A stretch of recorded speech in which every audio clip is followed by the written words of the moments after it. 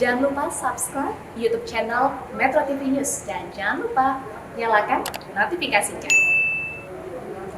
Pemerintah melalui Kementerian Agama Republik Indonesia memutuskan untuk tidak memberangkatkan calon jemaah haji pada tahun ini ke Tanah Suci.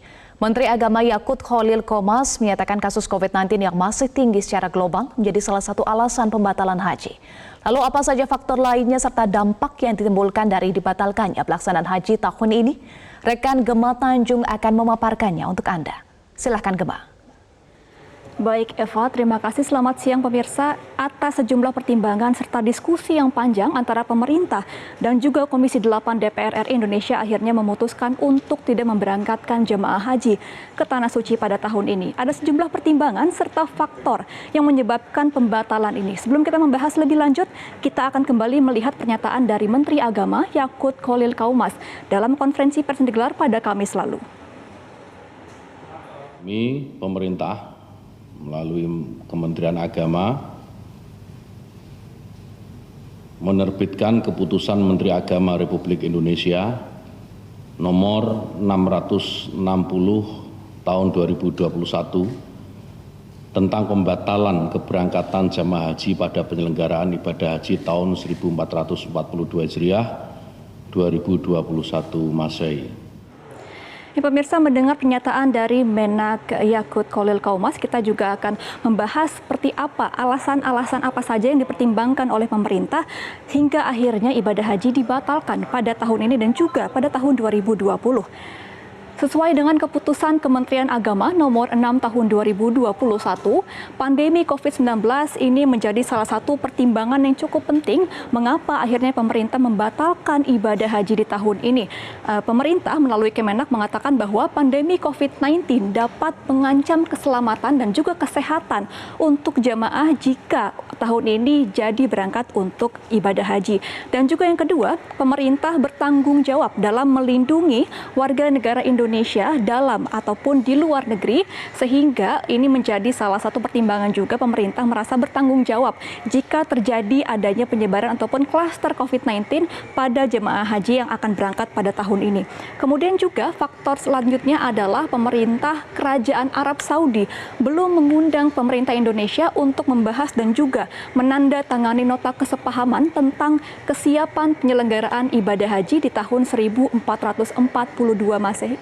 Hijriah maksud kami, dan juga di tahun 2021 Masehi. Kemudian juga pemerintah Arab Saudi belum membuka akses layanan untuk penyelenggaraan ibadah haji bagi Indonesia di tahun ini. Dan kemudian pemirsa, ini merupakan sejumlah dampak-dampak yang timbul atas pembatalan ibadah haji baik di tahun 2020 maupun di tahun 2021. Yang pertama adalah tentunya masa daftar tunggu kian panjang.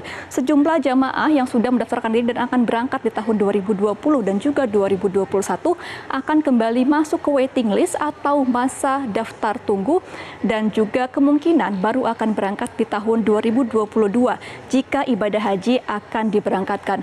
Kemudian juga pada jemaah haji yang mendaftarkan dirinya untuk berangkat ibadah haji di tahun 2021 ini terpaksa harus menunggu sekitar 35 tahun ke depan untuk mendapatkan kuota berangkat ibadah haji ke Tanah Suci. Kemudian juga bagi jemaah yang antri di kawasan kabupaten dan kota, ini juga kemungkinan akan berangkat paling cepat di tahun 2029 dan paling lama di tahun 2065.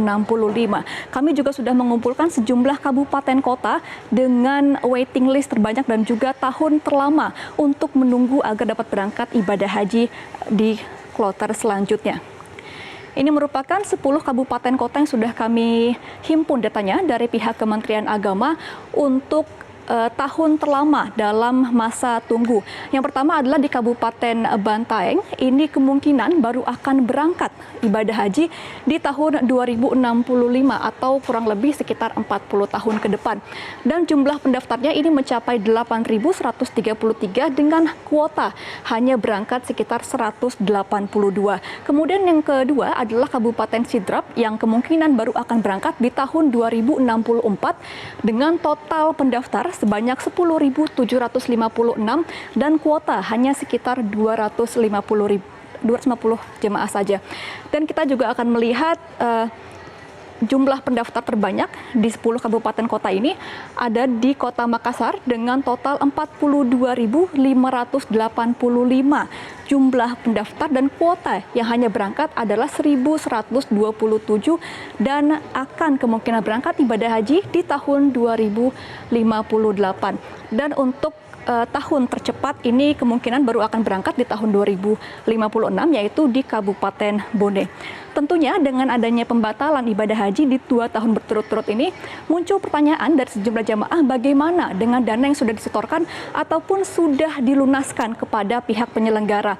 Kita akan melihat pernyataan dari Menteri Agama mengenai dana dari jemaah haji yang sudah dilunaskan kepada pihak penyelenggara. Pihak Menteri Agama Yakut Kholil Kaumas mengatakan bahwa uang jamaah aman dan juga haji aman. Jadi jamaah bisa mengambil ataupun bisa tetap uangnya berada di BPKH atau Badan Pengelola Keuangan Haji untuk nantinya diperhitungkan jika ada pemberangkatan ibadah haji kemungkinan di tahun 2022.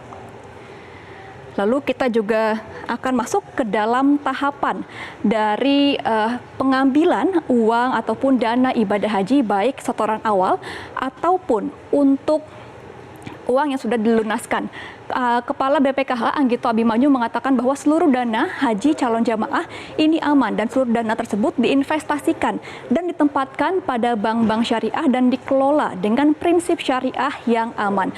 Lalu kita juga akan melihat jika memang ada jamaah yang ingin mengambil kembali uangnya, baik itu setoran awal ataupun dana yang sudah dilunaskan.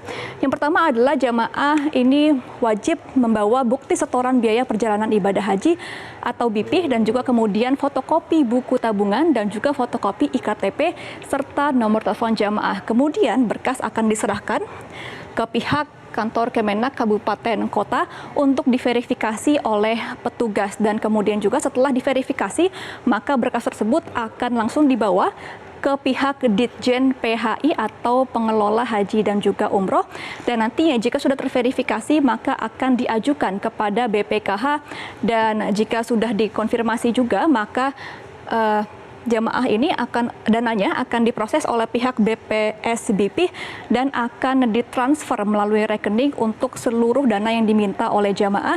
Dan untuk proses pengembalian uang ini kira-kira 7 hari kerja. Kemudian juga kalau tadi tahapan untuk jamaah haji reguler, kalau ini untuk tahapan haji khusus. Kurang lebih sama tahapnya, tetapi untuk jamaah haji khusus ini langsung menyerahkan seluruh berkas yang dibutuhkan ke kantor PIHK, kemudian juga akan dikonfirmasi oleh petugas dan juga akan diajukan ke Ditjen PHI Kemenak, kemudian juga jika sudah dikonfirmasi akan langsung diproses juga oleh pihak BPKH dan juga ke pihak BPSBP. Dan untuk proses waktu pengembalian dana ini kurang lebih 7 hari kerja. Kemudian juga jika jemaah ingin mendapatkan paspornya kembali, juga ada sejumlah tahapan yang sudah disediakan oleh pihak penyelenggara. Yang pertama adalah dari pihak Kanwil Kemenak Provinsi yang akan mengajukan untuk pengembalian paspor kepada pihak Kemenak Kabupaten Kota. Kemudian juga nantinya jika sudah dikonfirmasi maka jamaah langsung bisa mendatangi kantor Kemenak Kabupaten Kota tempat tinggalnya masing-masing, dan untuk proses ini kurang lebih dibutuhkan adalah 28 hari kerja. Nah, pemirsa, dengan dibatalkannya ibadah haji 2021, pemerintah serta sejumlah ormas Islam mengatakan agar calon jamaah haji dapat mengambil hikmah dari kejadian ini. Masifnya kasus COVID-19 secara global akan mengancam kesehatan dan juga keamanan dari calon jamaah. Kita berharap agar pandemi segera berakhir dan ibadah haji dapat kembali diadakan pada tahun depan. Demikian pemaparan pada siang ini, Eva. Saya kembalikan ke Anda. Baik, terima kasih Gemma Tanjung untuk pemaparan Anda.